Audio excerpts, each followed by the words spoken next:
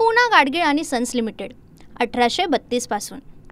मतदार याद्यांच्या आरोपांबरोबरच सध्या बिहारमधलं एक घर चांगलं चर्चेत आलंय। एकाच घरामध्ये विविध जाती आणि धर्माचे मतदार कसे, असा प्रश्न आता विरोधकांनी निवडणूक आयोगाला विचारलाय। पाहूयात एक रिपोर्ट। राहुल गांधींच्या आरोपांनंतर मतदार याद्यांचा वाद चर्चेत असताना बिहारमधल्या एकाच घरातल्या मतदारांच्या यादीवरून सुद्धा आरोप प्रत्यारोप सुरू झालेत।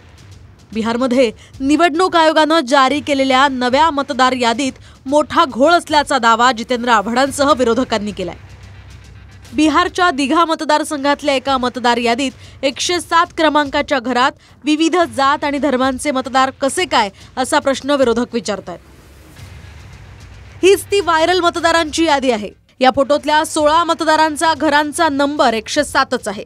विशेष म्हणजे या एकाच घरात त्रिपाठी, प्रसाद, सिन्हा, देवी, कुमार, सिंग या आडनावांसह मोहम्मद साबिर आणि मोहम्मद सफी आलम या मुस्लिम मतदारांची सुद्धा नावं दिसतायत। त्यामुळे हे नेमकं कसं काय घडलं, यावरून विरोधक टीका करतायत। महाराष्ट्र में तुमने चोरी की थी और चोर पकड़ा गया है। कर्नाटका में माधुपुरा में जो हुआ है 80 वोटर एक घर में। अच्छा, वो वोटर यानी राष्ट्रीय एकात्मता का सर्वोत्तम उदाहरण दिया है इलेक्शन कमीशन ऑफ इंडिया ने। मिश्रा, दुबे, खान, हुसैन, शेख एक साथ सब एक मकान में रहते, साथ में खाना खाते।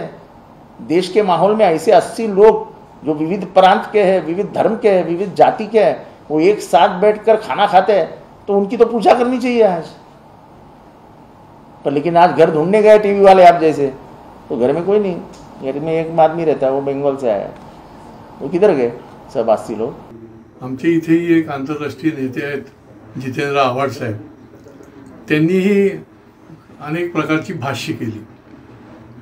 खरं म्हणजे निवडणूक आयोग हा लोकशाही यंत्रणा मजबूत करण्यासाठी काम करणारी ही एक महत्त्वाचा भाग आहे, ही महत्त्वाची यंत्रणा आहे। त्यांना खिळखिळ्या करण्याचा नरेटिव्ह आखला जातोय की काय, आणि त्या कशा खिळखिळ्या होतील, त्या कशा बदनाम होतील, आणि मतदार जे आहेत, नागरिक जे आहेत, यांची कशा पद्धतीने दिशाभूल होईल, याच्याकरता हा काही अट्टहास चाललाय की काय। जनता एवढी काही दूधखोरी नाही। जनता, नागरिक, मतदार हा अतिशय हुशार आहे आणि तो बरोबर बघतोय। म्हणूनच तुम्हाला तुमची जागा त्या वेळेला प्रत्येक निवडणुकीमध्ये दिसलेली।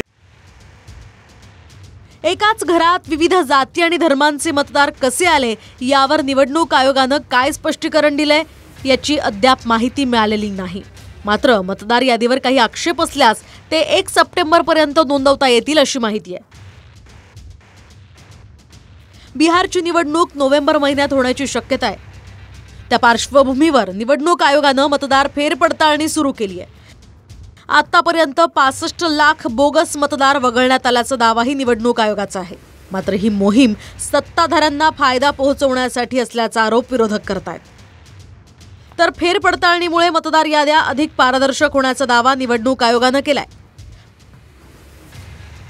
पण या आधीच्या पडताळणीत निवडणूक आयोगानं आधार कार्ड, रेशन कार्ड आणि मतदान ओळखपत्रालाच ग्राह्य धरण्यास नकार दिला होता।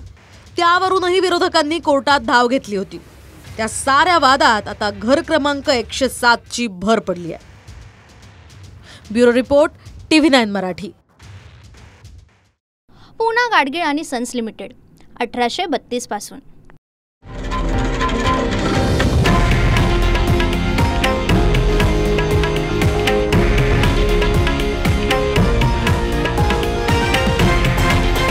हे आहे देशातील नंबर 1 न्यूज नेटवर्क आणि आपण पाहत आहात TV9 मराठी, एकमेव।